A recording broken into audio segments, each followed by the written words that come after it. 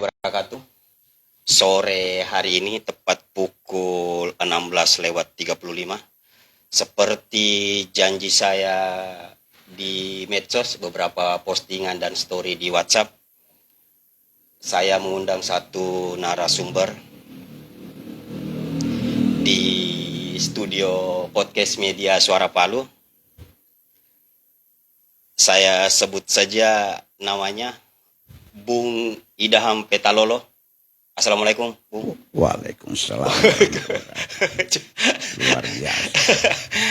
Saya harus memanggil Bung Idaham atau ada panggilan di warga sekitar? Jadi begini. Jadi khusus warga Kelapa Gading, Desa Kalukubula itu memanggilnya saya Dato. Oh ya. Dato. Jadi biar pendengar podcast media Suara Palu juga bisa terdengar akrab panggilannya Bung Idaham Petalolo, Dato. Iya. Iya. Sekali. Dato, sebelum saya memulai percakapan berdasarkan narasumber bahwa pemerhati dan warga di BTN Kelapa Gading, Desa Kalukubula, bisa Dato gambarkan secara garis besar wilayah tempat Dato mendiami Kabupaten Sigi sekarang ini? Saya kira bisa saya jelaskan. Oke. Namun demikian, Iya, ketika ada kekeliruan nanti barangkali teman-teman bisa meluruskan. iya, oke. Nah, kalau berbicara menyangkut Kabupaten Sigi ini, Kabupaten Sigi ini kan dilahirkan berdasarkan Undang-Undang Nomor 7. Undang-Undang Nomor 27 tahun 2008. Oke. Hasil pemekaran dari Kabupaten Donggal, Provinsi Sulawesi iya. Tengah. Jumlah penduduk yang saya ketahui sampai saat ini, jumlah penduduk Kabupaten Sigi itu kurang lebih 247.000 sekian. Oke. Dengan ada 15 kecamatan. Dari 15 kecamatan. Nah, dari 15 kecamatan ini jumlah desanya semuanya ada kurang lebih 177 desa. 177 desa. Wow. Oke. Luas wilayah Kabupaten Sigi ini kurang lebih 5.193 km persegi. Artinya bahwa setiap 1 kilometer itu didiami kurang lebih 47 jiwa yang ada di Kabupaten Sigi. Artinya kalau mau dibagi rata ini Kalau wilayah dibagi rata. Oke. Seperti itu kira-kira. Oke. Di samping itu pula, kehebatan Kabupaten Sigi juga memiliki beberapa kerajaan-kerajaan. Oke. Kerajaan yang pertama di Kabupaten Sigi itu bertempat di Desa Bora. Namanya Kerajaan Sigidolo. Oke, ya. Dan rajanya itu seorang perempuan. Oh. Seorang perempuan. Namanya Nili Najo kalau tidak salah. Nili Najo. Oke. Tapi mohon diluruskan ini Iya, ya. oke, Mohon diluruskan. Nili Najo. Kemudian pada saat abad ke-19 itu berdiri lagi satu kerajaan yang dipimpin namanya Toidompu. Oke. Itu abad ke-19. Iya. Itu kira-kira gambaran sepintas laut tentang Sigi. Iya. Nanti kita bicarakan kelanjutan menyangkut masalah situs purbakala dan sebagainya. Nah, kayaknya ini menarik ini soal situs ini. Iya. Ada apa yang ingin sampaikan soal situs ini? Nah, situs purbakala di Kabupaten Sigi itu berdominan berada di Kulawi. Oke. Di Kulawi. Oke, ya. Nah, di Kulawi itu hampir ada 68 tempat yang tersebar. Ada 68 tempat situs. Situs. Yang diperkirakan usianya kurang lebih 3.000 tahun yang lalu. Oke. Nah itu. 3.600 tahun yang lalu kalau tidak salah. Nah, di samping itu Kabupaten Sigi memiliki taman nasional yang ditetapkan oleh UNESCO. Ya. UNESCO pada tahun 1977. cuma berada di dua tempat. Berada di wilayah Poso dan juga berada di wilayah Kapan Sigi. sih? Nah, ini luar biasa ini. Yang berarti danau apa dan kali apa? Danau Lindu. Danau Lin. Danau Lindu itu berada di wilayah Kabupaten Sigi. Oke. Dan itu menjadi objek wisata saat ini. Oke. Nah, alhamdulillah sampai itu sudah gencar-gencarnya. Nah, bahkan kemarin situs-situs yang dilakukan programnya gubernur itu apa yang barusan dilakukan? Iya, negeri 1000 megalit. 1000 megalit. Berarti ini ada hubungannya ya? Sangat berat sekali, sangat erat sekali hubungannya, Pak. Sambil minum ini atau baca. Silakan. Nah, ini luar biasa ini. Disiapkan sarananya. Iya, bismillah. Iya. Masih ada yang mau dijelaskan soal situs? Saya kira sudah jelas di menyangkut masalah situs itu. Di Lorelindu itu, di Taman Nasional yang ditetapkan oleh UNESCO itu, ada beberapa binatang-binatang. Seperti anoa, kupu-kupu. Iya toh? Kupu-kupu, kemudian ada beberapa juga jenis tumbuh-tumbuhan yang menjadi ikon dari Kabupaten Sigi saat ini. Iya. Nah, ini perlu kita bicarakan bersama.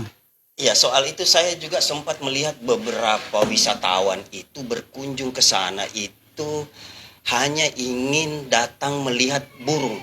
Iya. Karena salah satu teman saya itu pemandu wisata soal burung. Oke.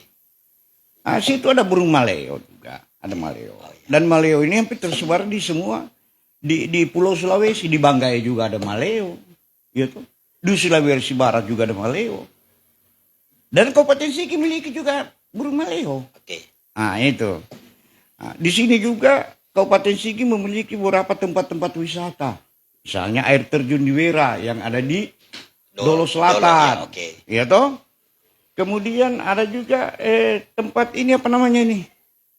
Tempat orang Oh, Paralayang. Paralayang. Iya. Gitu. Ya, tempatnya orang terbang-terbang lah. Nah, ini itu berada di daerah Kinoparo, Kecamatan Dan kalau saya Kinoparo. tidak salah satu spot paralayang terbaik di dunia. Iya. Oke. Nah, ini salah satu ciri khas. Di Kabupaten Ada Sigi. lagi tempat pemancingan ikan seperti di Dolo. Iya. Gitu. Pemancingan Nagaya namanya. Kenapa Kabupaten Sigi banyak tempat pemancingan? Karena memang di sini tiada laut, cuma ada tempat pemancingan itu. Ya, ini menarik ini. Satu-satunya kabupaten di Sulawesi Tengah yang tidak punya laut. Iya. Kabupaten Sigi ya. Kabupaten Sigi. Artinya pasti ini menarik karena satu-satunya. Nah, Oke. dan ingat, Kabupaten Sigi ini prapon untuk kegiatan olahraga, di samping para layang itu dia mendapatkan juara, ada kegiatan yang paling menonjol, yaitu panjat tebing. Oke. Panjat tebing. Itu selalu dia juara, Pak. Kalau bukan juara 1, juara 2. Paling sedikit dia juara 3. Makanya perwakilan dari Pemda Sulawesi Tengah untuk bertarung di tingkat Pekan Olahraga Nasional itu dari Kabupaten Sigi. Untuk panjat. Panjat tebing. Oke. Nah, ini luar biasa ini. Nah, di samping itu kalau kita melihat Kabupaten Sigi ini ada 15 kecamatan. Barangkali saya uraikan sedikit ya. Kecamatan Sigi itu Sigi Biromaru yang pertama. Oke. Kemudian ada namanya Kecamatan Tanam Bulava. Oke. Kecamatan Gumbasa. Iya. Kemudian Kecamatan Palolo. Oke. Nokilalaki. Iya. Kulawi Selatan. Iya. Ya toh? Nah, kemudian menyeberang lagi Dolo Selatan, Dolo Barat, pindah lagi ke seberang Marawola. Marawola, Iya. Moroto Barat, Kinoparo. Oke, oke. Itu ada 15 Iya, iya, kecamatan. iya. Oke. Bahkan sekarang ini terbentuk lagi satu kecamatan. Kecamatan baru. Kecamatan baru. Namanya Kecamatan Sigi Kota. Berkedudukan di Bora. Yang tepatnya kantor bupati sekarang. Dan itu sudah pemekaran atau masih wacana? Sudah pemekaran. Oke, ini pengetahuan baru bagi saya. Nah, ini jadi sudah menjadi 16, Pak. 16 kecamatan. 16 Yang tadinya kecamatan. 15. Oke. Nah, silakan. Ah, mungkin ada yang lain Iya. ditanyakan. Kebetulan kan Dato berkediaman di Kalukubula. Iya. Kayaknya saya akan lebih mengerucut ke kediaman tempat tinggal ini. Iya. Ada data yang ingin disampaikan soal Kalukubula? Nah, Misalnya kalau- penamaan atau nah, kalau saya pernah pelajari, mudah-mudahan saya keliru. Tolong diluruskan teman-temanku semua sampai sepupu. Ya, Ya? oke. Kalukubula itu terdiri dari dua suku kata. Oke. Kaluku dengan bula. Oke. Kaluku itu kelapa. Iya, benar. Bula itu putih. Berarti kelapa putih. Nah, sehingga ada satu perumahan di Kalukubula itu, karena ada kurang lebih 23 perumahan, kompleks perumahan di Kalukubula itu. Ada namanya kompleks perumahan kelapa putih. Berarti salah satu perumahan di Kabupaten Sigi di Kalukubula itu diberi nama perumahan Kelapa Putih. Kelapa putih. Sumbernya dari tadi itu. Iya, Kalukubula semuanya. Nah, itu kira-kira. Oke. Iya toh. Kemudian Kalukubula sendiri ini ada, kalau tidak salah ya, ada 32 RT. Ada 32 RT dengan 8 dusun. Di desa Kalukubula. Desa Kalukubula. Oke. Dengan jumlah penduduknya itu terbesar 13.000 lebih. 13.000, 4.300 sekian. Ya 13.000 penduduknya hanya di desa Kalukubula. Kalukubula. Jangan-jangan ini jumlah penduduk desa terbesar di Kabupaten Sigi? Iya, itu yang saya katakan tadi. Oke. Itu yang saya katakan tadi. Bahwa desa Kalukubula ini merupakan desa terpadat penduduknya di Kabupaten Sigi. Dengan catatan masih kurang, belum termasuk yang ada di Kelapa Gading. Nah ini. Sementara di Kelapa Gading ada. Ini kalau cerita Kelapa Gading ini panjang ceritanya. Iya toh?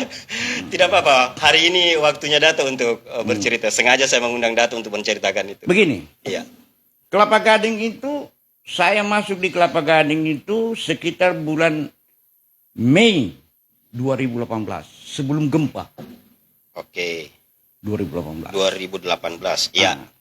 Sebelum gempa, saya masuk di Kelapa Gading karena situ ada anak saya tinggal. Oke. Ringkas cerita ini. Di Kelapa Gading itu jumlah yang direncanakan dibangun oleh PT Abdi Jasa Developer dipimpin oleh direktur utamanya Pak Suparman. Iya. Itu 8.500 unit.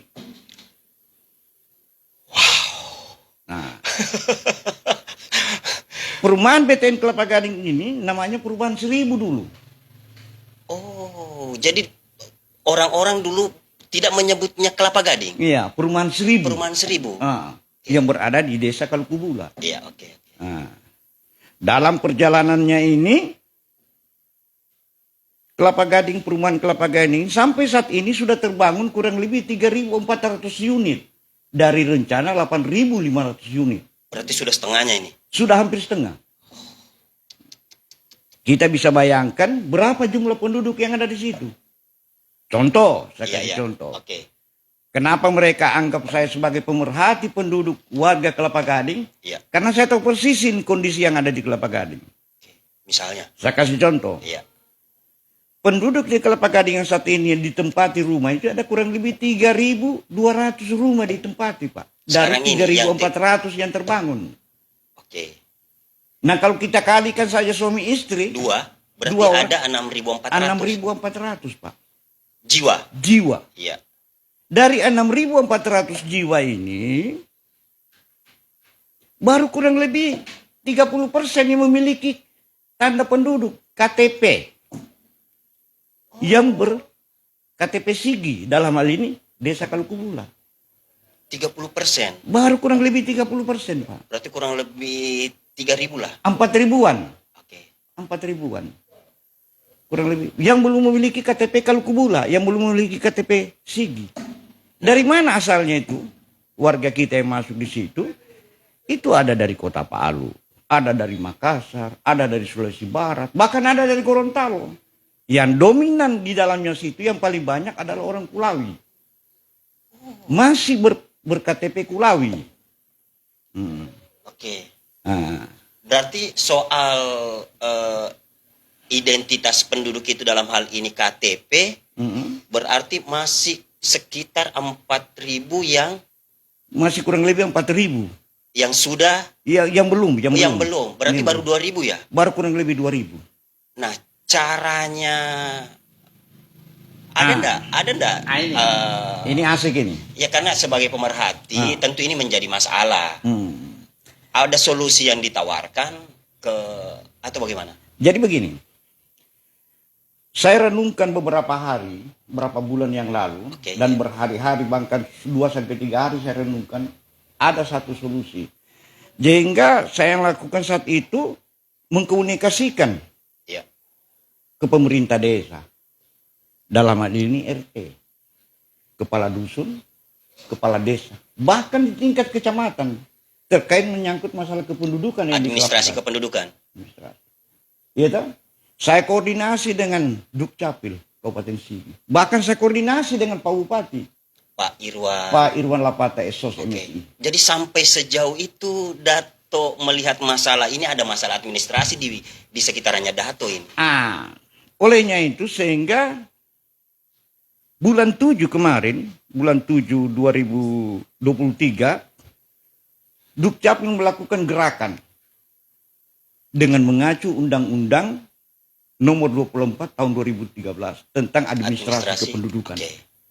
Gitu? Nah, langkah Melakukan sosialisasi, Pak. langkah konkret ini. Langkah konkret. Apa yang terjadi? Ada kurang lebih 741 kepala keluarga yang kita rekrut. Maksudnya direkrut ini Untuk masuk sebagai warga Kelapa Gading, sebagai warga Sigi. mengganti kartu tanda penduduk asalnya menjadi kartu tanda penduduk Iya. di Kalukubula itu. Kenapa? Iya. Karena di situ jelas di aturan di undang-undang itu bahwa warga yang sudah mendiami di atas 1 tahun, menempati rumah di atas 1 tahun, itu wajib memiliki kartu tanda penduduk setempat. Oh, jelas aturannya ya. Jelas. Ini sangat riskan ini masa, ya toh? Iya. Misalnya ini, Ya. dia tinggal di Kelapa Gading. Pada tahun 2024 terjadi pemilihan umum, karena dia bukan KTP Kelapa Gading, terpaksa dia harus memilih tempat lain, padahal dia tinggal di situ. Oke. Nah, ini menjadi problem bagi kita. Iya. Olehnya itu saya merasa terpanggil untuk membantu pemerintah. Dalam ini pemerintah desa, kecamatan, bapak pemerintah kabupaten. Nah, itu yang saya lakukan. 741, Pak. Dan saat ini masih tetap berjalan. Masih tetap berjalan. Berarti pada saat Dato menginisiasi itu Iya. soal kartu tanda penduduk itu, artinya ada sekitar 741 orang yang berhasil mengganti domisilinya dengan berkartu tanda penduduk di Kalukubula. Iya, dengan berbagai macam. Ada akte kelahiran. Oh, seluruh administrasi Seluruh. kependudukan. Dan ya? itu tidak dipungut biaya 1 rupiah pun. Tidak ada dibayar, Pak. Luar biasa pemerintah kita ini. Tidak dibayar 1 rupiah. Orang tinggal terima beres. Hanya dilampirkan itu KTP asli dengan fotokopi KTP asal ya. Ya, fotokopi kartu keluarga. Oke. Nah, yang bikin lambat saat itu bisa sampai 2-3 hari itu kalau pindahan. Seperti misalnya ada dari Parepare. Oh, karena ini nyebrang provinsi. Nah, itu mesti 2-3 hari. Kenapa? Biasa mati lampu, biasa laut, jaringan. Nah, itu biasa terjadi keterlambatan. Tapi kalau cuma daerah sini, hanya bunyi jam. Gas. Bunyi jam saja, Pak. Nah, itu. Iya, Dato, sebagai pemerhati di Kalukubula ya, saya lebih spesifik lagi ke perumahan Seribu tadi ini. Ya, perumahan Seribu. Dato, mungkin melihat beberapa masalah termasuk penerangan jalan umum, fasilitas umum. Apakah ada kendala seperti itu dan solusinya apakah sudah dicoba untuk memberikan solusi kepada masyarakat atau bagaimana? Nah, begini. Jadi saya telah selalu berorientasi kejadian, toh. Jadi begini. Pada tahun 2022, Pak Suparno ini menemui saya. Tahun lalu. Oke. Ya toh? Pak Idam, Dato, ini yang harus kita lakukan. Saya bilang, Pak Parman, apa yang mau dilakukan? Dia bilang kegiatan-kegiatan olahraga yang bersentuhan langsung dengan masyarakat di sini. Oke, Pak Parman tadi ini yang direktur Abdi Jasa, PT Abdi Jasa Developer. iya, oke. Selaku pengembang perumahan Kelapa Gading Iya, saat ini. Dan Saya bilang begini Pak Parman, siapkan dulu sarananya. fasilitas umum tadi itu. Ah. Iya. Coba Pak Idam tunjukkan saya sarana apa kira-kira yang tepat. Iya. Saya bilang siapkan dana. Iya.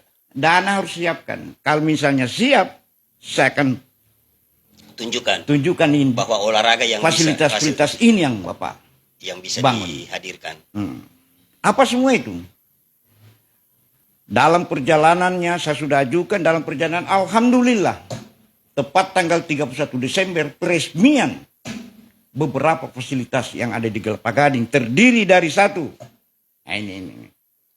Satu lapangan futsal, 2 lapangan voli, 2 lapangan takraw. Gitu. Saya ulangi, Iya. 1 lapangan futsal, Futsal. 2 lapangan voli, Oke. 2 lapangan takraw. Iya. Kemudian ada namanya ATM.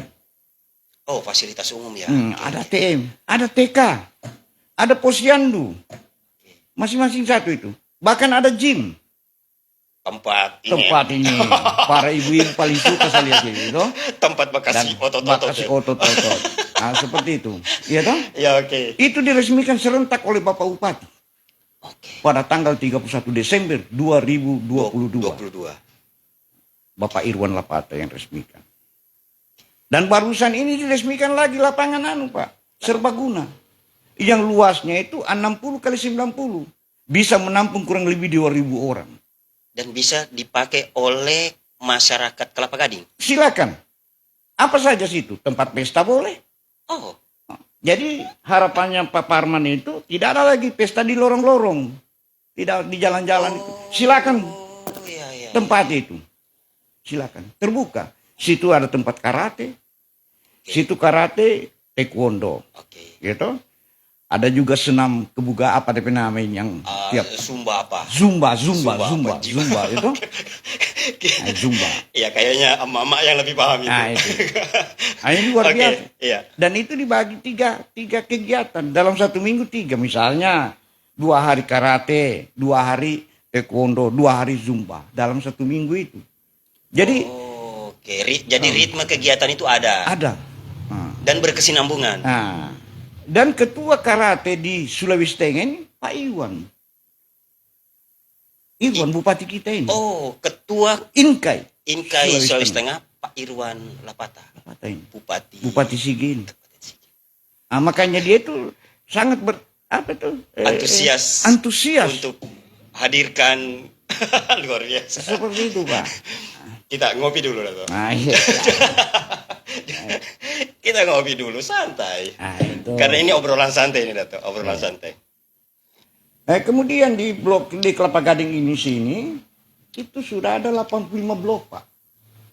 BTN. Oke. Nah, 1 blok itu Pak ada 40 rumah. Iya. Ada 40 rumah di Kelapa Gading, 1 blok. Gitu. Bisa kita hitung saja. Kalau 40 kali 85, gitu. 40 ke 85 berapa itu? Aduh, matematika aku ini error dulu. Iya Dato. toh? Oke, kurang lebih 200 lah. Iya, berarti penduduk yang ada di situ ada 6.800-an yang ada sekarang di Kelapa Gading. Ini baru 85 blok.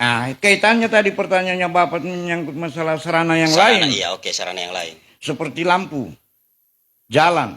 Ya, lampu jalan. Sampai saat ini sudah terbangun, Pak. Jalan yang dibangun oleh Pak Parman yang saat ini melalui anggaran pemerintah daerah Kabupaten Sigi itu ada kurang lebih 700 meter dengan 4 titik. Ini jalan untuk tembus ke mana itu? Jalan Lapata. Oke. Menyangkut masalah penerangan. Penerangan itu yang kami ajukan itu 25 blok.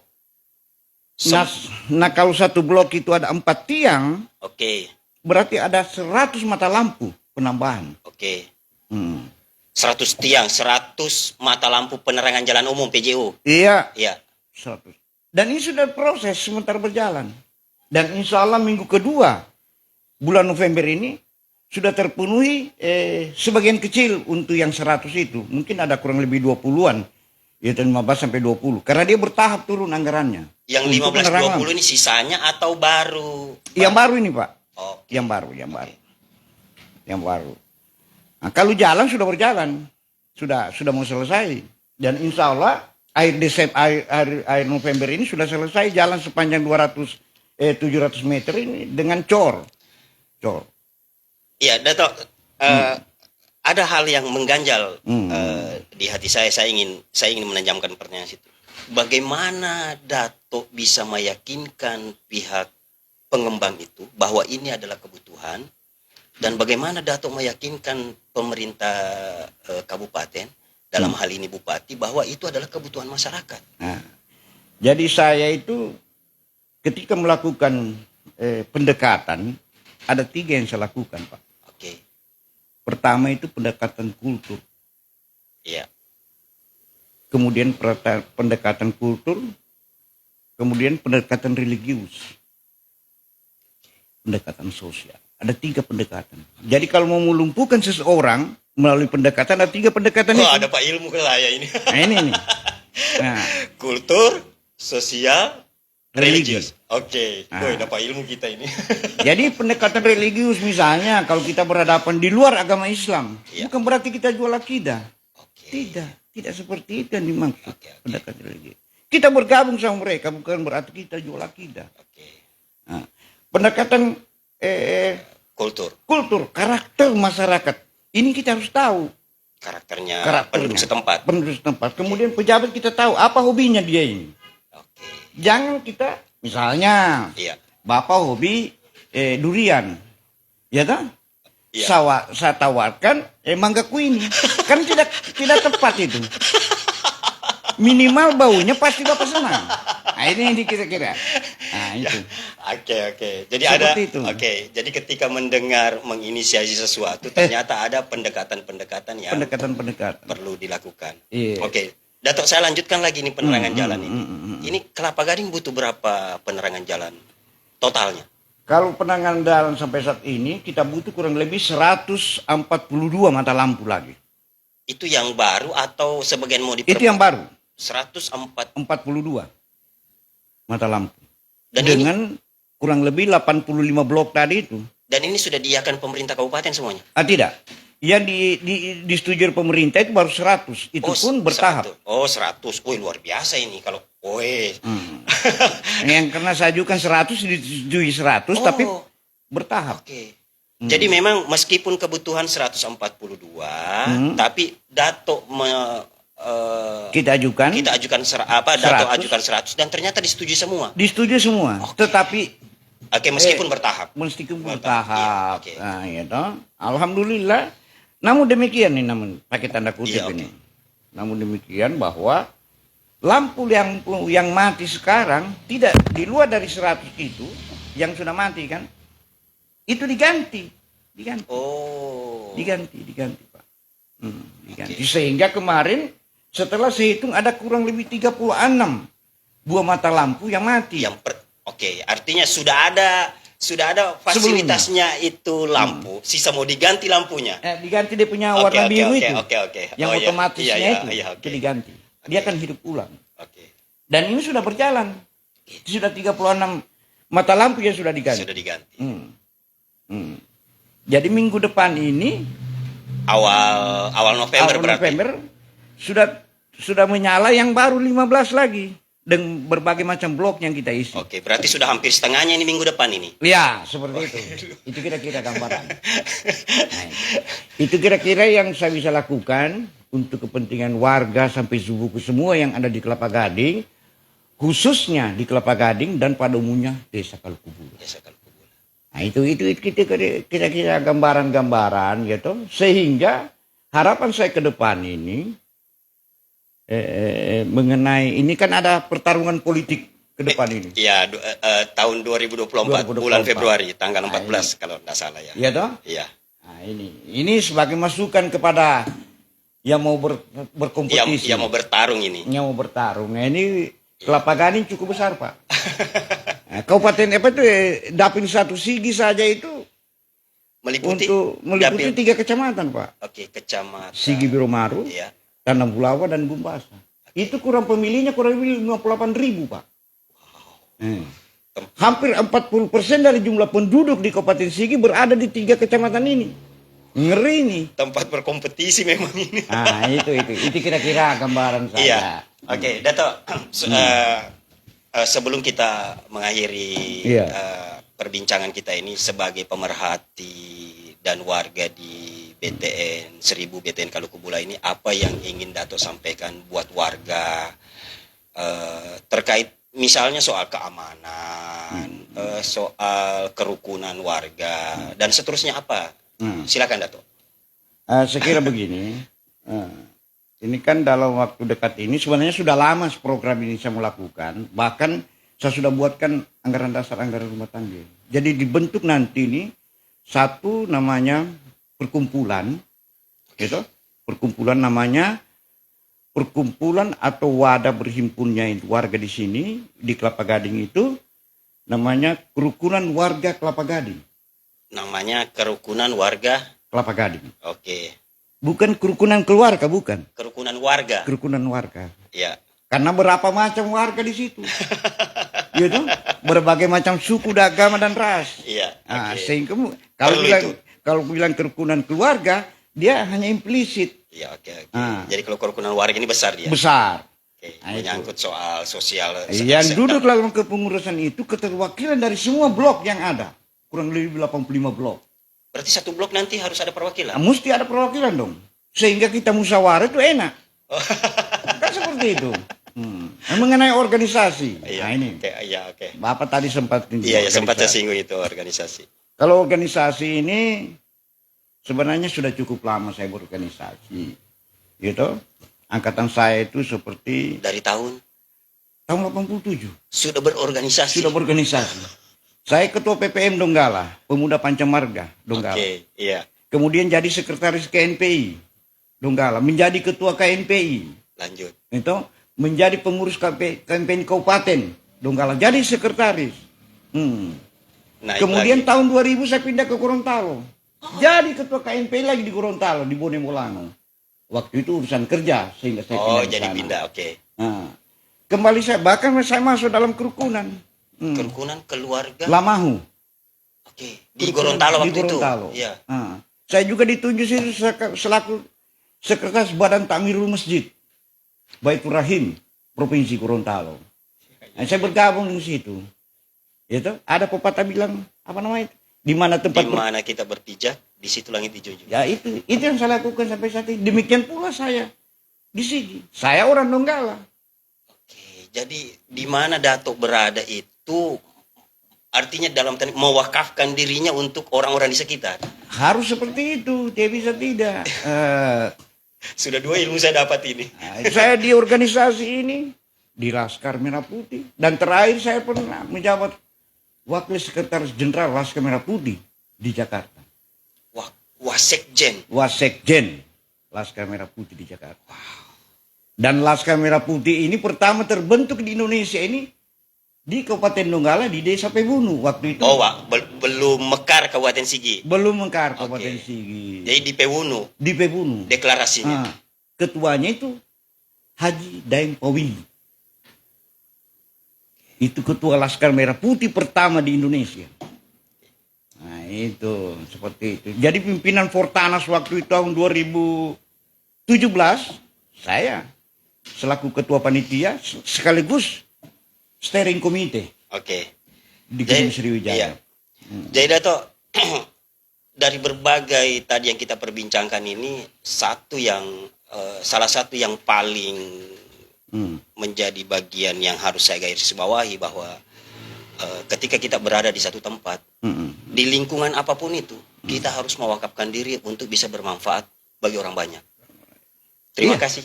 Itu kira-kira. Iya. Kemudian saya tambahkan sedikit. Oh ya, silakan. Saya tambahkan Iya. sedikit. Ketika kita melakukan sesuatu, jangan ukuran kita jadikan kepada orang lain. Ukuran kita jadikan untuk orang lain. Jangan. Itu berbahaya. Misalnya saya suka minum kopi Torabika. Saya paksakan itu orang supaya minum kopi Torabika. Itu keliru. Tapi bukan karena kopi yang saya bikin ini, Dato. Tidak, Bukan. tidak. Oh. Nah, itu kira-kira. Oke, berarti ukurannya kita tidak boleh dipaksakan ke orang lain. Tidak boleh. Oke, Tidak boleh. berarti ada Dan alhamdulillah pasti Anda diterima dimanapun. dimanapun. Itu kira-kira itu resep ya. Oke. Nah, Iya, Dato, kurang lebih 30 menit kita berbincang. Saya mengucapkan terima kasih karena sudah mengapresiasi undangan saya meskipun hanya dalam waktu 24 jam Dato menyatakan kesediaannya untuk datang di podcast Media Suara Palu. iya. Dan ada yang ingin saya sampaikan Dato terkait podcast ini bahwa kalau mau bersuara datanglah ke tempat podcast. Tapi kalau mau suara Anda didengar, tempat podcastnya adalah Media Suara Palu. Nah, ini. Terima kasih sudah datang di podcast Media Suara Palu. Terima kasih, Dato. Iya. Dan insya Allah saya datangkan, jika memungkinkan saya datangkan Pak Bupati sini. Untuk Wow. memberikan wawancara juga seperti apa yang kita lakukan. Dengan senang hati saya akan menunggu Amin, dan akan amin, ya melayangkan Rabbal undangan. Alamin. Semoga Kemudian teman-temanku semua sampai Zubuti Oh iya, oke, semua, silakan. apa yang saya sampaikan ini mohon dimaafkan atas segala kekurangan. Wallahu musta'an wabillahi taufik wal hidayah. Wassalamualaikum warahmatullahi wabarakatuh. Waalaikumsalam warahmatullahi wabarakatuh. Sahabat podcast Media Suara Palu, demikianlah bincang ringan kita dengan tuaka saya ini yang dipanggil Dato di BTN 1000 BTN Kaluku Bula dengan nama aslinya ini Bung Idham Petalolo. Terima kasih sekali lagi. Baik. Assalamualaikum warahmatullahi wabarakatuh dan Waalaikumsalam. sampai jumpa di kesempatan yang lain.